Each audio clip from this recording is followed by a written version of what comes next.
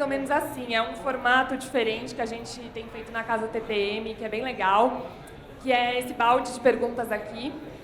A gente foi colhendo perguntas de vocês, os alunos mandaram bastante, a galera do jornalismo, obrigada. E aí, enfim, nem sei muito o que está aqui, o Facundo também não sabe. A gente vai sortear perguntas e fazer, enfim. Tá preparado, né? Tô. Vamos lá. Acho que antes da gente A gente poderia falar um pouquinho sobre qual que é o tema geral, né, do que a gente vai tratar aqui, que eu acho que é uma ansiedade com relação ao futuro, que se você não estiver sentindo, sinto muito, mas você está completamente desconectado do espírito do tempo. E eu sou muito preocupado com o futuro.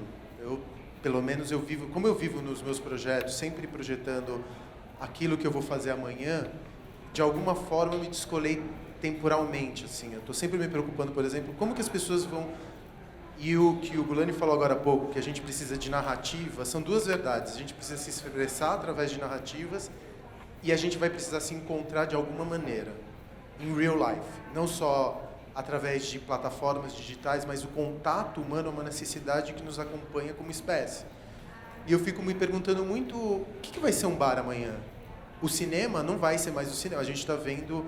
Eu acho que o fato das salas de cinema terem começado a desaparecer, primeiro pelas salas de cinema de rua, pegando o gancho da discussão anterior, e agora pelo VOD, as salas de cinema, inclusive dos grandes complexos, estarem passando por uma dificuldade, representa uma relação com o espírito do tempo, da maneira como a gente consome audiovisual, da maneira como a gente se relaciona com múltiplas telas ao mesmo tempo. E eu acho que os negócios eles precisam responder politicamente ao espírito do tempo. Caso contrário, eles começam a ficar obsoletos. Então, estruturas como restaurantes, bares, casas de show, onde aconteceu nossa produção cultural. E São Paulo é uma cidade que é muito voltada para dentro, né? Diferentemente do Rio de Janeiro, que tem suas paisagens, seus campos afetivos. O Cristo Redentor nunca vai mudar de lugar até o Apocalipse. Já São Paulo não. Os lugares que eram os lugares onde a produção cultural de São Paulo foi produzida, à exceção talvez do Teatro Municipal, que foi palco da expressão da Semana de 22, que talvez seja dos maiores legados que os paulistanos têm, esse vai continuar, mas os lugares, por exemplo, o Longchamp, o Riviera, os lugares que eram importantes para a produção intelectual da inteligência paulistana ali da década de 50, 60, 70, desapareceram com o passar dos tempos porque, enfim, empreendedores faliram, o negócio mudou, disputas societárias e tudo mais. E quando a gente começa a olhar para esses palcos onde acontecia a produção e se pergunta o que vão acontecer com esses pequenos palcos no futuro, palco no sentido mais amplo, né? Um bar é um palco também, é um palco para um bartender, mas também é um palco para os dramas humanos acontecerem. E eu sou muito interessado nisso. Como é que vai ser o cinema de amanhã? Eu tento responder essas questões, porque me aflige não só o amanhã, mas me aflige também como que a gente vai conseguir se conectar mais além de uma tela. Agora, pegando esse gancho da instabilidade, né, que é um pouco o que a gente está falando aqui, você parece ser um cara que lida muito bem com isso, assim, né? Você tem não sei, para quem vê de fora, uma facilidade de criar e matar projetos, assim. Acho que dessa lista toda que você falou, grande parte são projetos que você já matou ou já passou adiante, né, que não estão mais com você. E acho que assim uma das angústias é como é que a gente se prepara para essa instabilidade, né? Então, conta um pouco da sua experiência, assim, como é que você encara isso? Qual que é o segredo para estar em constante movimentação? Assim? Você sabe o que eu me dei conta? Que a estabilidade é uma ilusão. A verdade é a entropia. O resto é ilusão. A ilusão de que a gente vive de algum nível, com algum nível de estabilidade, é ilusória. A gente não tem estabilidade para absolutamente nada. O mundo está sempre se transformando, o seu corpo está se transformando, as relações estão se transformando, e você esperar que as coisas continuem da mesma maneira por um delta de tempo superior a algumas semanas ou meses, é que é ilusório. Então, a estabilidade... É que agora a incerteza está ficando cada vez mais imaterial. Por exemplo, eu estudei nesse colégio aqui, no FAAP, eu fiz o 3º ano. Quando eu estudava na FAAP, eu tinha medo da guerra nuclear. As pessoas que eram da minha geração vão se lembrar que a gente tinha medo do mundo acabar numa grande bola de fogo com o céu ficando lilás. por conta da relação da Guerra Fria entre a União Soviética e Estados Unidos. Mas o medo era tangível, a gente sabia que a destruição estava num botão vermelho que poderia ser acionado por um louco maníaco num dado momento. Mas o poder era concentrado num rosto, numa potência, o poder era mais tangível. A minha insegurança hoje vem do algoritmo, vem da inteligência artificial, vem da bioengenharia, coisas que eu não entendo. Eu não consigo... E quando você não entende, quando você compreende algum determinado assunto, o medo é uma resposta a isso. Eu tenho medo do algoritmo, eu tenho medo de como a inteligência artificial vai mudar as nossas relações. Eu tenho... as incertezas agora, elas são completamente imateriais. Quando antigamente, ou nas outras gerações, elas eram palpáveis. De todos esses negócios que você estava falando, e já trazendo para a minha realidade, os negócios, a partir do momento que eles pararam de responder, de se conectar com o espírito do tempo, eles desapareceram. E foram poucos, na verdade. Na verdade, eu devo ter negócios que eu fechei, foram 3. Que eu fechei por alguma razão. O Vegas não foi por vontade minha, foi por especulação. O Volt foi porque eu resolvi transformá-lo no Panam. Tipo, e o Mirante, por exemplo, não está mais com Não, você. o Mirante nunca foi meu, o Mirante é da cidade. Eu sou só um articulador para que o Mirante exista. Mas o Mirante é do município, é teu, é de todo mundo que está aqui. O Mirante nunca foi meu. Eu sempre fui um veículo, eu fui o primeiro veículo, o primeiro vaso para o Mirante voltar a existir.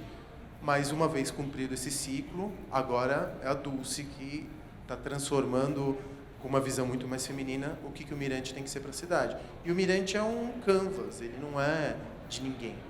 Não é a iniciativa privada, que eu acho uma coisa muito inteligente, porque a municipalidade não tem capacidade de investimento nisso. É a iniciativa privada cuidando, segundo determinadas regras, do espaço público. Eu acho que não é a melhor das alternativas, mas eu acho que o que temos hoje é possível.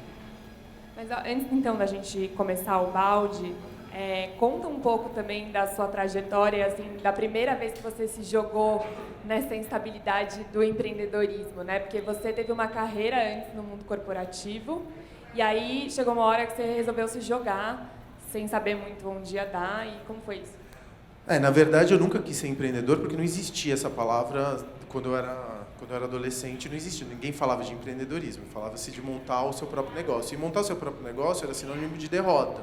Significava que você não tinha conseguido um emprego, e aí você ia montar o seu boteco, sua borracharia. Não tinha... O que aconteceu hoje é que o empreendedorismo, diante da falência das relações formais de trabalho, o empreendedorismo é um lugar onde quem está desempregado se refugia. Porque ele te empresta uma identidade de, pelo menos, eu estou me empreendendo, eu vou ter meus projetos. Como identidade, o empreendedorismo te conforta, porque aí você começa a falar startup, inovador, pensar fora da caixa, disruptivo, que é uma palavra que eu amo. Você começa a se apropriar de uma gramática do empreendedorismo e ele te empresta uma certa dignidade, porque, na verdade, você está ferrado, você está desempregado. Está ali analisando projetos. E você está fazendo o projeto, porque, e além do mais, em São Paulo, que a gente tem uma cultura tóxica, onde a identidade vem através do trabalho. O que você é o seu trabalho. Aqui é a segunda pergunta que você faz. Qual é o teu nome e o que você faz? Quando você falava, meu nome é tal, eu estou em um projeto. Eu estou com uns projetos. Eu tenho 9 projetos. Literalmente, eu tenho 9 projetos que eu estou tocando exatamente nesse momento. Quantos deles vão se realizar? Talvez 1 ou 2. Mas eu tenho 9 projetos. Todo mundo em São Paulo tem projeto. E todo mundo é empreendedor. Porque onde que vai ter emprego com CLT? Cada vez menos. E ainda mais nesse governo. Então, talvez, daqui a pouco, a gente vai ter que inventar nosso próprio caminho. Aí você vai ter uma fragilidade da gig economy. Aí você vai ter que... Porque também, empreendedor agora vem de, sei lá, vendedor de Renault. Já é empreendedor. Você está no Uber, você é empreendedor. Então, o empreendedor é muito mais uma casca identitária que te dignifica perante uma sociedade que valoriza o trabalho acima de qualquer outra coisa, do que efetivamente alguma coisa que exista. E tem um monte de gente que explora a ingenuidade alheia vendendo empreendedorismo de palco, falando que existe meritocracia, dizendo que se você tiver fé em si mesmo, você vai ser bem-sucedido, que são pastores de igreja pentecostal, praticamente, né? Então, tem essa coisa do empreendedorismo que é... Eu não queria ser empreendedor, eu gosto de 13º, Conta um férias. pouco da sua trajetória, assim. Por que você lá... Porque eu fui demitido. Eu estava super bem confortável, 30 anos, ganhando bem, trabalhava na América Online, eu fiz engenharia, saindo aqui da FAP, fiz engenharia de alimentos na Mauá, depois eu fiz jornalismo na PUC, e aí eu fiz mestrado e doutorado em ciência política na PUC também. Eu estava super bem, estava trabalhando na América Online, .com, bolha da internet, ganhando maior grana, e de repente me ejetaram, porque obviamente aquilo ali era uma viagem de ácido. No país Mas aí você podia ter arrumado outro emprego e você resolveu... Não dava, porque a internet ela distorceu o campo do trabalho. Então eu ganhava muito jovem e com uma posição hierárquica muito alta. Para eu voltar para o mercado de trabalho, eu ia ter que retroceder 3 casas. E aí o que acontece no teu currículo? Quando você volta, você vai ser motorista de Uber depois de ter sido gerente. Você nunca mais consegue um emprego. E o currículo, na verdade, é uma narrativa que tende ao infinito, ao cargo do CEO. Se você volta para trás, a gerente do RH vai falar, tem um lapso aqui de 2 anos no teu currículo, o que aconteceu? Me conta a tua história. E aí, para tampar esse lapso, eu falei, eu vou montar o meu próprio negócio, porque montando o meu próprio negócio, a recrutadora de RH vai me achar super corajoso. E aí ela vai, no próximo emprego, porque nenhum negócio dá certo nesse país, eles vão ver, não, mas pelo menos ele fez o seu próprio caminho. E aí aconteceu o E aí aconteceram 15 negócios depois desse. Ser demitido foi a melhor coisa que aconteceu na minha vida. Porque eu, particularmente hoje, eu não suporto a corporação. Eu aprendi muito com ela, mas eu não a suporto. É muita energia gasta em aparência, em mentira, em política. Se foca pouco no problema, ou no cliente final, ou no serviço. Bom, a visão das corporações que eu tive até hoje. E, no final das contas, foi isso. Se eu não tivesse sido demitido, provavelmente eu era diretor de alguma incorporação nesse exato momento. Andando engravatado. Eu já tive que usar gravata. Pior que eu já tive que usar. E o pior é que quando você perde o condicionamento, é difícil voltar. Bom, vamos começar então o balde, senão a gente vai ficar aqui falando e não vamos fazer a pergunta de vocês. Vamos lá. Sua primeira casa noturna, o Vegas, foi em parte responsável por mudar o modo como as pessoas viam e viviam a Rua Augusta. O que a experiência de gerenciar esse clube por 7 anos mudou em você? Transformou minha vida. Eu sou muito grato a isso tudo que aconteceu. Não foi nada intencional. Eu era, na verdade, um moleque que estava tentando... Eu nunca bebi álcool, nunca gostei de noite, nunca tinha qualquer tipo de relação com noite. Eu sempre fui muito diurno. E foi, na verdade, uma tentativa de desespero, assim, porque eu já tinha entrado num primeiro negócio com a Rita Weiner, que é uma artista plástica super conhecida hoje, e ela tinha uma marca de moda chamada Teodora. Aí não deu certo, perdi o meu FGTS, perdi 60% aí, e o restinho que sobrou eu coloquei no Vegas. Mas quando eu abri o Vegas não tinha nem som, nem luz e nem ar-condicionado. Não era uma boate, né? Era uma garagem que a gente tinha pintado. Mas ali foi a primeira vez que eu tive controle sobre alguma coisa, porque até então, quando você está numa corporação, você não tem controle de absolutamente nada, a não ser das aparências do fazer. É engraçado você falar isso, né? Porque parece o contrário, assim, que numa corporação você tem ali, pelo menos a estradinha trilhada, né, do que você tem que fazer para ser considerado um bom profissional e chegar no próximo degrau e depois, tem um certo controle. E no empreendedorismo, sei lá, para mim é lidar com coisas que você talvez não possa controlar, né? Falta de dinheiro, coisa que quebra e, sei lá. Exatamente, é isso que você consegue controlar. A corporação é uma corte do Luís XV, sei lá, no século XVI. É tudo muito aparência, é tudo muito título, é tudo muita energia que você gasta para uma pessoa não puxar teu tapete, ou para você puxar o tapete daquela pessoa, ou que fulano disse para cicrano. É muita energia despendida na manutenção da estrutura e da aparência do fazer. Enquanto que você é empreendedor, você tem que se transformar num cara responsável, numa mulher responsável por cada ato. Você sabe que cada ato que você faz vai ter uma consequência. E essa consequência pode ser a tua quebra. E a quebra, especialmente para o empreendedor brasileiro, representa a tua saúde mental que vai para o saco, representa que você tem que lidar com isso por anos e anos e anos, porque os bancos não esquecem.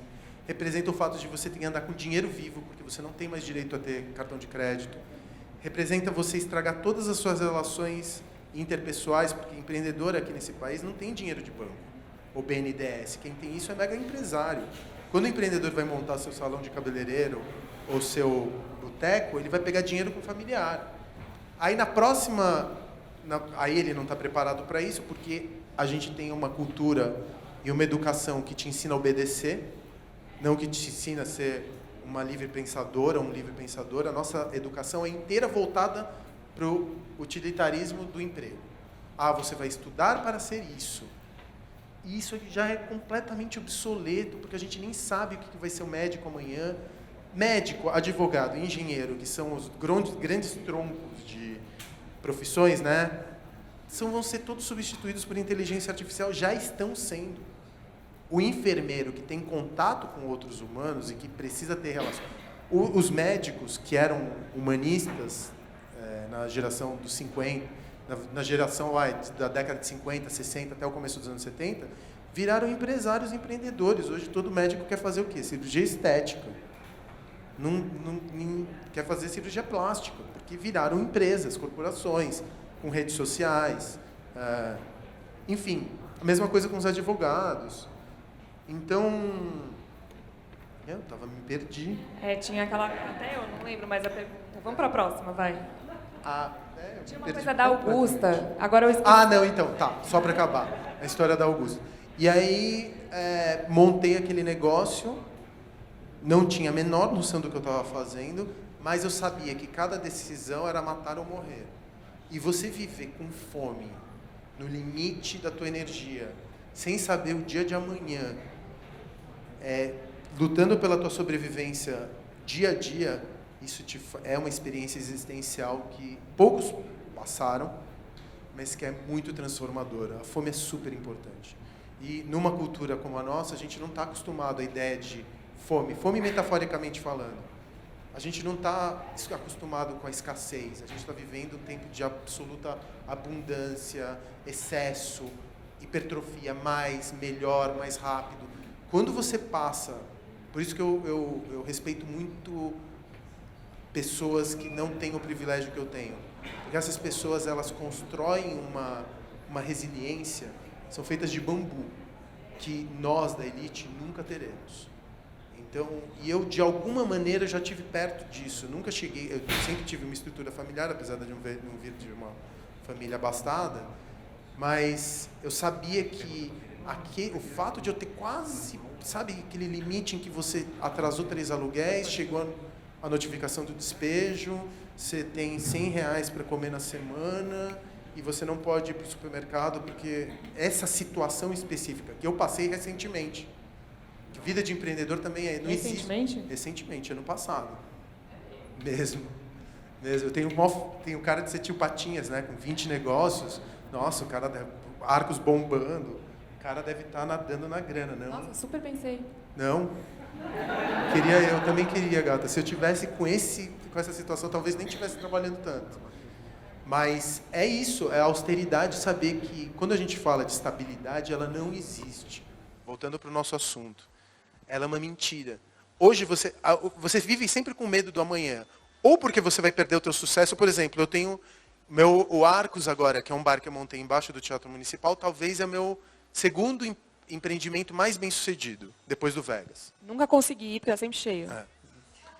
Mas é muito bem sucedido. É um produto que eu demorei 15 anos para montar. Se eu tivesse montado há 5 anos ou há 10 anos, ele não seria o produto que é hoje. Eu tenho medo de perder o furor, entendeu? Eu não consigo aproveitar o sucesso porque eu tenho medo de perdê-lo. Ou eu tenho medo do fracasso. Eu tenho ansiedade porque vai acabar. Mas você acha que é justamente essa ansiedade que te dá tesão, assim, que te faz gostar do que você faz, assim, viver nessa corda bamba de alguma forma te alimenta e te mantém vivo e, sabe? Isso é muito legal quando você tem 20, 30 anos, né? Quando você tem 40, já começa a ficar um pouco cansativo. Porque a estabilidade é um lugar onde você vai se confortar. Pô, eu tenho uma filha de 7 anos, eu não tenho mais direito a ser vida louca. Quando eu tinha 20 anos, 30 anos, ser vida louca, legal. Agora eu tenho uma filha de 7. Eu tenho que olhar para ela e falar, será que você vai herdar minhas dívidas? Será que você vai herdar as consequências das minhas loucuras? Será que você vai herdar o fato de eu ter sido um cara completamente inconsequente, não ter não ter pensado em dinheiro, não ter acumulado nenhuma fortuna, não ter acumulado sequer um apartamento para você viver? E será que você precisa desse apartamento ou você tem que conseguir as coisas? Eu tenho que te dar a melhor educação possível e que você vá conquistar suas próprias coisas. Então, essa estabilidade que a gente pretensamente viveu, sei lá, no período histórico dos últimos, descontando os últimos 2 anos, 3 anos, e um pouco para trás, ela não existiu nunca. Talvez você tivesse a ilusão de estabilidade, mas o seu corpo está se deteriorando a todo momento, as relações sociais estão se deteriorando a todo momento, e não entendo vida senão como uma luta constante contra a entropia. Enquanto se você não estiver lutando no calor do dia a dia, tentando deixar as coisas um pouquinho mais controladas, eu não sei que tipo de vida é esse. Por isso que rico é depressivo. Porque uma vez que você está com a vida ganha, você vai pensar no quê? Vai trocar de carro a cada 2 anos? Vai comprar mais um iate? Eu não consigo entender o fetiche pelo jatinho como o ápice do consumo. Que coisa mais, quer dizer, que coisa mais entediante. Eu não quero ser rico. Eu nunca vou querer. Eu gosto não gosto de viver não tão no aperto, mas o medo, não o medo, porque o medo é conservador, mas a fome como metáfora, ela é super importante para uma vida que eu acho que é uma vida que, para mim, é a vida que eu quero para mim. Eu preciso de um pouco de fome. A partir do momento que eu não tenho fome, eu emburreço. Vou sortear a próxima, tá?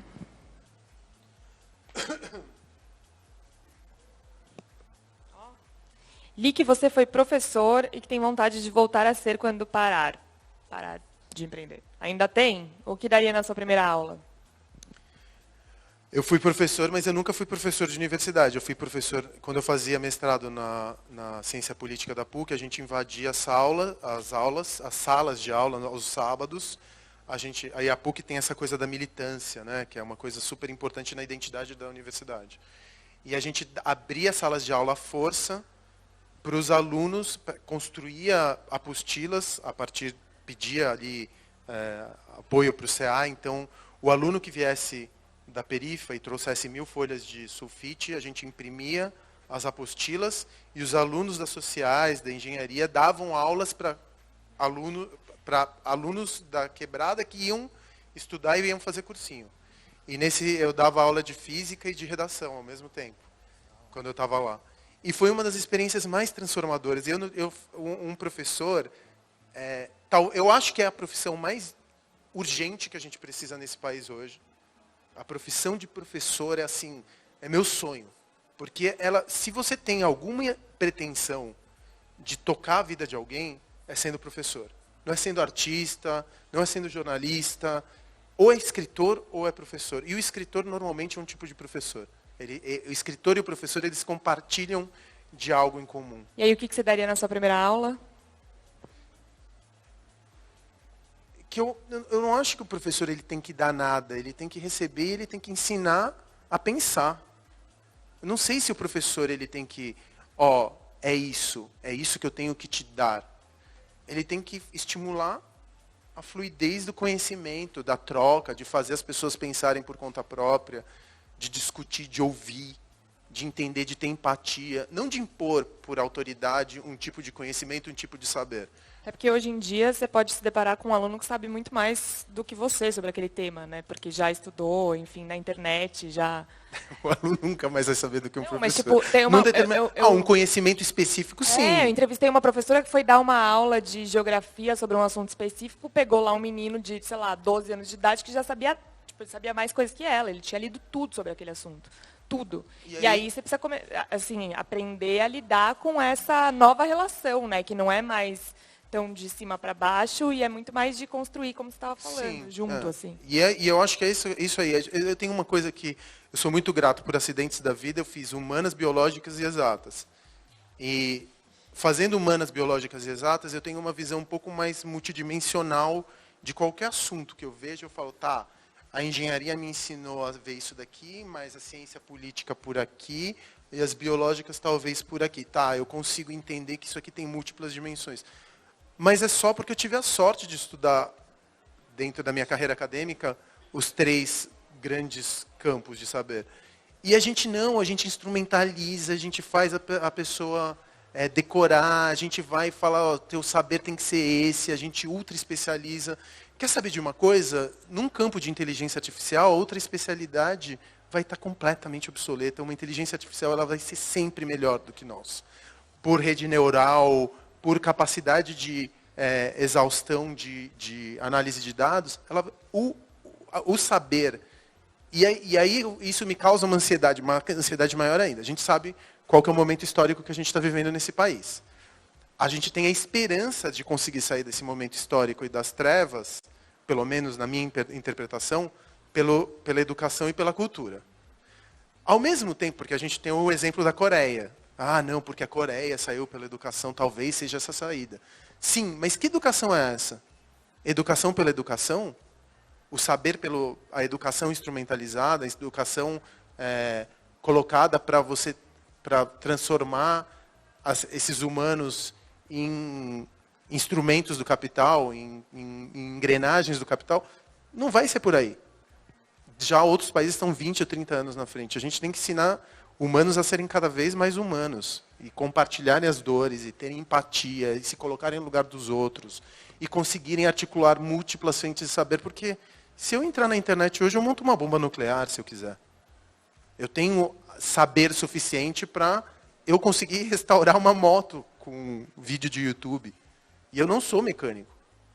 Então, o conhecimento específico, ele já é uma commodity. A capacidade de articulação de conhecimentos específicos, ela sim, e quando a gente fala de criatividade, inovação, é isso, é pegar Lé, Cré, não existe mais nada novo. É pegar Lé, Cré e juntar isso, e isso transforma-se em alguma coisa que vai ser aplicada a um problema humano. E eu não vejo quase ninguém fazendo isso, quase ninguém falando sobre isso. Eu não vejo a educação, a maneira como a gente educa crianças, jovens nesse país, ela incita a obsoleta. Isso me causa mais ansiedade ainda, porque eu falo, bom, e qual que é a saída? Sorteei uma outra já.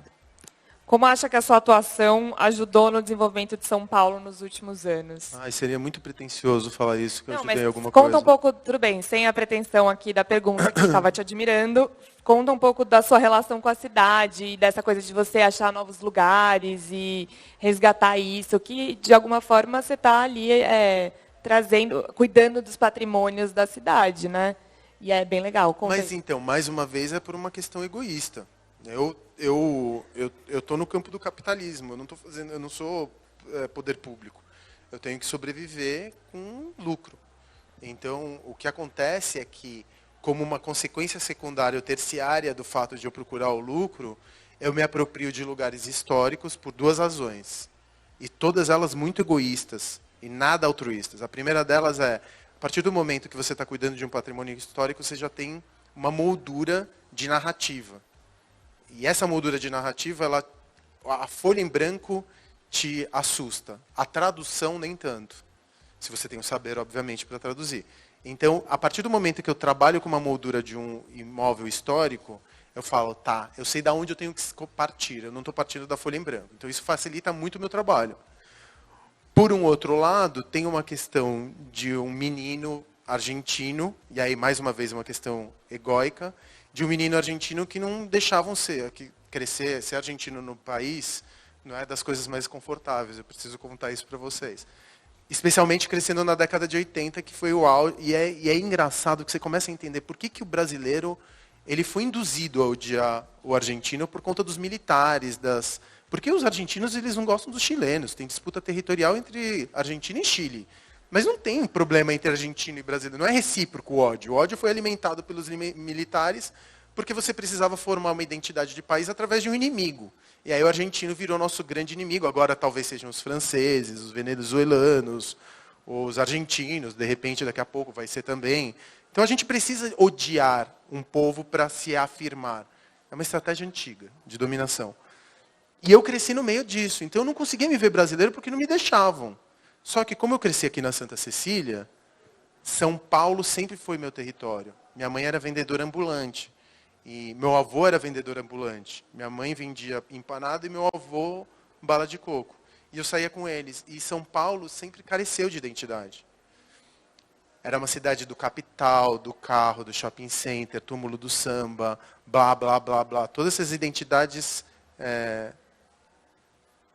nocivas, identidades que não eram agregadoras. E aí eu comecei a me perguntar, cara, o que é ser paulistano? Eu não sou argentino, mas o que é paulistano? Paulistano é quem vem da Moca? A gente tem identidade de bairro. Quem vive na Moca é separatista. Aqui eu morava na Santa Cecília, a gente tinha síndrome de vira-lata com Higienópolis. E a gente brigava com a Barra Funda. E Higienópolis brigava com Perdizes. E tinha gangue. Então a identidade de bairro era muito mais forte que a identidade de cidade. E ainda é hoje. Se você for numa Paulista aos domingos e mostrar a bandeira do Estado e a bandeira da cidade, 8 em 10 paulistanos vão apontar a bandeira do Estado como a bandeira da cidade. A gente está mudando isso nessa próxima geração que está vindo. E eu sempre me perguntava, o que é ser paulistano? O que é ser paulistano? O que significa ser paulistano? E aí não tem jeito, porque São Paulo é uma cidade de paisagem humana. E os humanos se encontram em lugares. Então foi no Riviera, no Mirante, no Cine Joia, no Cine Ipiranga. Em todos esses lugares que eu abri, que a identidade como paulistano se formou. E aí começou a ser. O que tem de mais legal em São Paulo são os humanos que essa cidade. Aqui tem os humanos mais incríveis do país. Quem chega em São Paulo é sobrevivente, quem chega aqui está com fome, quem chega aqui é porque a sexualidade o expeliu da sua própria cidade, ou a sua ganância o expeliu da sua própria cidade, ou o cérebro de uma cidade pequena, ou a maneira de pensar de uma cidade pequena fez com que ele saísse. Quem chegou em São Paulo, os paulistanos, na minha geração, era tipo, você entrava numa roda, 80% não vinha de São Paulo. Quem chega em São Paulo com a mão para frente, uma mão na frente e outra atrás, para viver nessa cidade, tem uma casca de crocodilo. Não é qualquer um. São os humanos mais legais. E São Paulo é feito de humanos. A nossa paisagem não é natural, a nossa paisagem é humana. A paisagem é humana. E humanos se reúnem em bar, em cinema, em casa de show, em teatro. É o que tem de mais legal para fazer em São Paulo. Aí nessa questão, nessa pergunta de tentar achar o que era ser paulistano, eu fui encontrando esses lugares, e esses lugares eu fui redimensionando para o presente, mais uma vez para ter lucro. Porque eu não sou altruísta, não sou poder público, não sou mecenas, eu sou paladino da cidade. Eu estou em função do capital. Eu vivo Mas no foi capital. legal, né? Que bom que você não foi arrumar que... lucro de outro jeito. Ó, eu vou sortear mais uma, porque a gente tem pouco tempo e eu queria fazer mais perguntas. Não, vou mandar essa primeira. Você é viciado em criar novos negócios? Você acha que tem uma certa compulsão, assim? Infelizmente, eu acho que eu sou, e eu sou por vaidade. É um erro que eu cometi ao longo dos anos. Meu maior... Estou me sentindo meio sou analista aqui, assim. Eu vou chorar no teu ombro. Me abraça, por favor. Acho que é por vaidade, coisa de dentro. Mas é mesmo. Eu nunca consegui tirar muito dinheiro dos meus negócios, por incrível que pareça, mas eu tirava a recompensa pessoal. Sabe qual é a coisa mais legal de você montar um negócio? Que as pessoas não entendem isso. O Vegas, por exemplo, que foi o meu primeiro. Eu conheço os 12 bebês que saíram... 12. Eu sei o nome de 12 bebês que nasceram por causa de pais que se encontraram no Vegas. Ou que tiveram uma noite só, ou que dali criaram um relacionamento. O veículo de alguma coisa que eu criei permitiu o encontro de pessoas que dali formaram novos humanos. Isso é muito da hora. Não tem dinheiro que compre. Também foi veículo de morte. Teve gente que foi para lá, encheu a cara, porrou o carro e morreu. Então você lida com vida e morte na questão mais bruta. E eu acredito muito nisso. Um negócio pode ser um veículo para você se expressar. O que todo mundo espera quando se expressa? O que todo mundo quer quando vai produzir um quadro, faz uma música, faz um filme? Não é viver, não é transcender a morte, não é essa questão que está dentro de qualquer artista. Eu quero sobreviver à minha vulnerabilidade, à minha fragilidade, eu quero existir dentro de outras pessoas. Quando você monta um palco e vida e morte acontecem nesse palco, é uma forma de você construir legado. É vaidade? É vaidade, mas tudo é vaidade. Tudo que você faz vem do próprio ego, vem do próprio eu. Você reflete o seu eu o tempo inteiro. E nesse afã de ter o rush, de montar mais um, e é meio caça-níqueis mesmo. Eu bati um, deu muito dinheiro. Aí eu bati mais dois, então eu vou reapostar. E eu sempre brinquei de pirâmide, que eu nunca tive investidor de fora. Então eu pegava o lucro de um e botava no outro. Botava, nesse aqui não deu certo, mas tudo bem, eu estou feliz, então tá tudo, é isso que conta. Aí pego mais um e jogo. E isso que me levou à quebra ano passado. Montei 4 no mesmo ano. Se você vai montar 4 negócios, teve negócio que eu fui 2 vezes. Eu abri e eu fui 2 vezes. O próprio Arcos eu abri, e se eu fui mais de 10, foi muito. Abriu já faz 1 ano. Mais de 20, vai. Porque o Arcos eu fui muito no começo. Mas se fica viciado no rush de ter sucesso, de ser reconhecido, de... nem dinheiro mas é ser visto como bem-sucedido, de você ter lugar de fala, de eu estar sentado aqui conversando contigo. E isso, no final das contas, acaba te machucando. E aí você se machuca e a dor te ensina que talvez você precise de uma outra razão para fazer as coisas. Boa. Obrigada, Facundo. A gente está super com o tempo estourado. Estou aqui vendo as plaquinhas. Eu estou de palestrinha aqui. Já deu. A gente vai começar o show da Thier agora. Mas muito obrigada pela presença. Espero que dê para... Obrigado, gente.